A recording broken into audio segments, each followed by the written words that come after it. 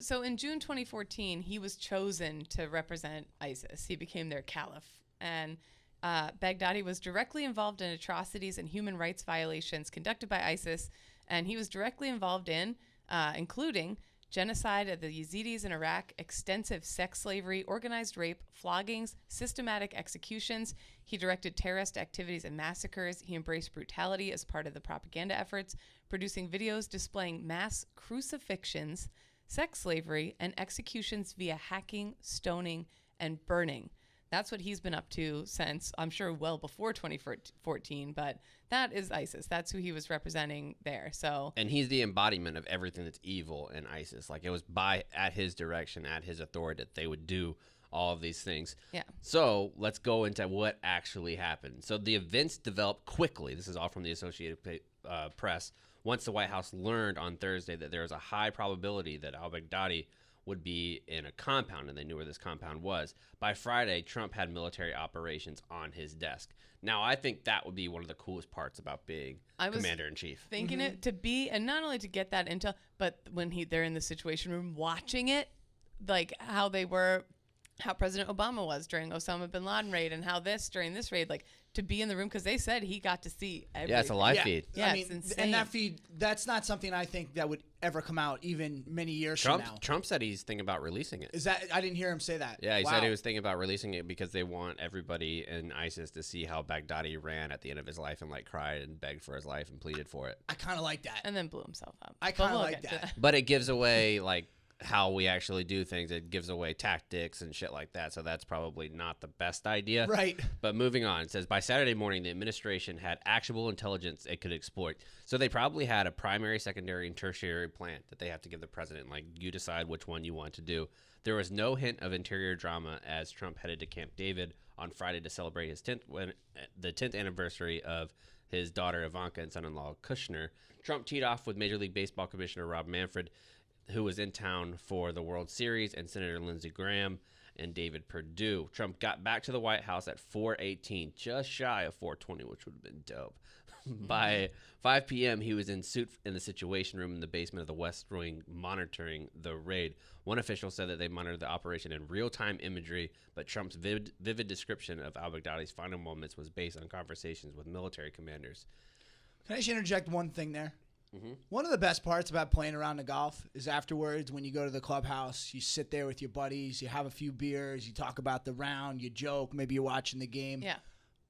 Has to stink to get the round. You're done. It's like, boom, you're out of there. Get back in it, putting a suit on, getting in the situation. But when you get to watch Big Dottie get killed. Yeah, I guess good consolation. Yeah. But, you know, just that's not like you have to go to a 3-year-old's birthday party.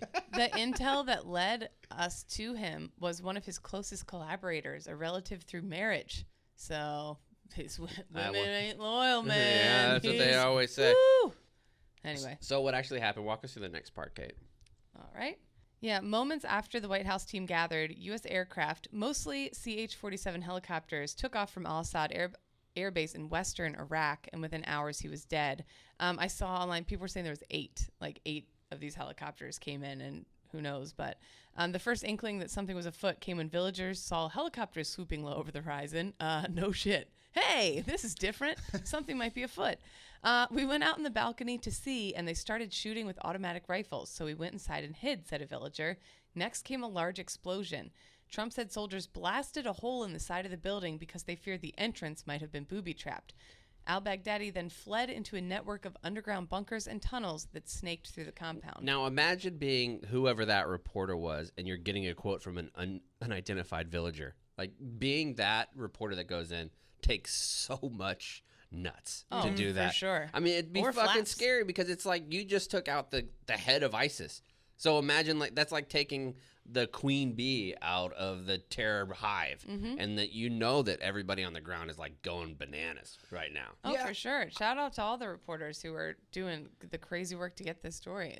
I just think it's crazy that they were able to get it and then report it as quickly as they have. Yeah. Well, the stout bearded militant leader who wore a suicide vest decided to drag along 3 of his children as he fled from American troops. Trump, happy to play up the drama, said that the U.S. troops and their dogs closed in. The militant went whimpering and crying and screaming all the way to his death as they followed him down this tunnel. He reached the end of the tunnel as our dogs chased him down, Trump said. He ignited his vest, killing himself and the 3 children. Dad of the year, al-Baghdadi. Yeah. Awesome guy. That's fucking terrible. Al-Baghdadi's body was mutilated in the blast and the tunnel caved in on him. To get his corpse, troops had to dig through debris.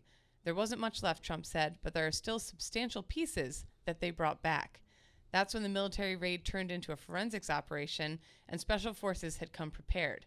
They brought along samples of al-Baghdadi's DNA. I like to imagine that there is like some military version of the NCIS show, or no, what was the show that used to be? Ducky shows up. He's like, what do you Ducky's need? there. What was the one that they used to do, the crime lab one? They had like 5 iterations of that one too. It was like in my CSI. CSI. Yeah. Yeah, so like the CSI goes with his orange hair and he comes in and throws on his glasses. He's like, it's time to check this out. Looks like he puts it in really there. lost his head. Yeah. One of those.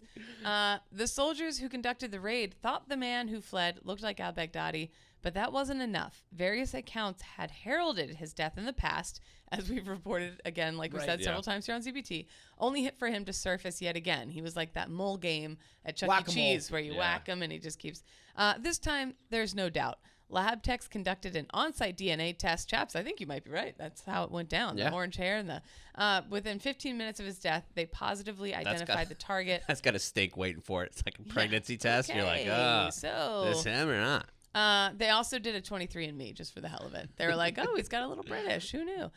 It was him, Trump said. Al-Baghdadi's body wasn't all they retrieved. Trump said U.S. troops remained in the compound for about 2 hours after his death and recovered highly sensitive material about ISIS, including its future plans. Here is worth noting, I wonder who, if they compare, who's got the most and weirdest porn, bin Laden or al-Baghdadi? Oh. Who do you think because they found a ton of porn on bin Laden's computer. ISIS is freaky deaky, I feel like. That's... Yeah, I don't know. I'd probably say bin Laden's. I was going to say bin Laden, too. All right. He had a little cozier space to get it on. Anyways, after the American troops retreated, U.S. fighter jets fired 6 rockets into the house, leveling it. That explains, I saw these photos. They're like, here's where the fighting took place in this compound. And I was like, well, it looks like 7 piles of like gray dirt. What the fuck? I was confused. Didn't realize that they just completely destroyed it. I love this next line. Trump was so excited he couldn't contain himself. That would be me. Honest to God. Yeah. When I have something like that, when I have news, I gotta tell people. I gotta tell people about it. I'm good at keeping secrets, but I hate keeping secrets. Yeah. You guys. And I think it was a mistake for them to do it at 9 a.m. Like, because you imagine how much attention you get. It's a football night in America. On Saturday night, you're having all these different football games. You go to the networks and you're like, hey, we have a huge announcement. Right. We're taking all the networks over. Yeah. Make it out on Saturday night. The bars would have been whooping and hollering. Oh, yeah. Oh, would yeah, have that been would a have whole been great thing. to celebrate out. Well, he did hint at the successful military operation late Saturday by tweeting obliquely that something very big has just happened while White House. And you retweeted and said, what, chaps? I don't remember. What did I say? You were like, Oh, this is what I say after every time I have sex with myself. yep, Yeah. that's what you said. That was before we knew what happened. White House spokesman Hogan Gidley announced the president would make a major statement Sunday morning. That sent reporters in D.C. and the Middle East scrambling, and news orgs soon confirmed that the U.S. forces believed they had indeed killed the most wanted man on our list. It was a measure that strained the atmosphere in D.C. with 2 top Democrats, Speaker Nancy Pelosi and Representative Adam Schiff, who leads the House Intelligence Committee. And that's basically the story. So Yeah. they didn't want to say anything because there would be leaks. There would have Right. been There leaks. There would have been 1,000%. leaks. And that's Right. the reason why you can't go But out and say. I'd be upset too if like I could have been in the room. I would have been very sad if I didn't get to, if I had like missed out. I would have had FOMO. I think this is a serious case of FOMO. Oh, yeah. They wanted to be in the room. I would have wanted that too. And there was also reports that the second in command of ISIS was killed yesterday. One of the major parts about this operation, too, was the fact that nobody was lost. We didn't have a single U.S. casualty, and there was no planes that even went down or anything like that. The only thing that I saw, if anybody was injured, was one working dog. These handlers, to be on that, I can't imagine being in that, because you have not only you have 2 desires as a dog handler, really, from the time that you pick up your first leash. One is to find a real life IED or a real life explosive, Right? because it's like you probably saved somebody's life by finding that, not allowing a vehicle to roll over it or people to go through. And 2, a real life release where you like can get some to have your dog be the one that would bite. To corner Big fucking Dottie. al-Baghdadi. Yeah, Fuck, dude. to give the like just go get him, just let him go would be so unbelievable watching from a distance. Yeah. I mean, I don't know what these tunnels were like. Obviously, I wasn't there. The fact that we didn't lose anyone and when he blew himself up is kind of surprising. I think the dogs were probably a huge part of that. They probably off leash just pushed him. He had Yeah. nowhere to go, and they Right. were gonna find him and be barking no matter what. So I feel like And think about like there is a large portion of like people who live in that part of the world who are terrified of dogs right too. Yeah. Like whenever I used to roll through, it was like a psychological deterrent more than anything else. When I had the dog on the leash and I could just make him show his teeth, people would be like, "Oh my fucking god!" Yeah. Like, Honestly, they would be terrified. After that Starbucks thing we did, where I think I would have pulled my vest too. I would have said, you know what, I'll take care of I'll it take my myself. chances. Imagine You like, leave can we go Podfathers mode for a minute on Sure. this shit? Because Oh, God. this dude with his. constantly wearing a suicide vest, Right. for years, Yeah. around all of his kids. Just always prepared. My wife doesn't like it when I do the game like, oh, we're gonna go into a phone pole. We're gonna Yeah. go into like I can't imagine doesn't? I can't imagine like sitting down at your table to eat some pizza and dad's strapped with a suicide vest. Yeah. But it must be nice at the end of the night. That must be better than taking your bra off. Like at It's the end of the gotta night. feel so like, good. when you release the strap so You your think, suicide you think vest. he even took it off? You think he No, he slept with it slept on? in it. Yeah. He was a Yeah. heftier. He might have had a suicide bra.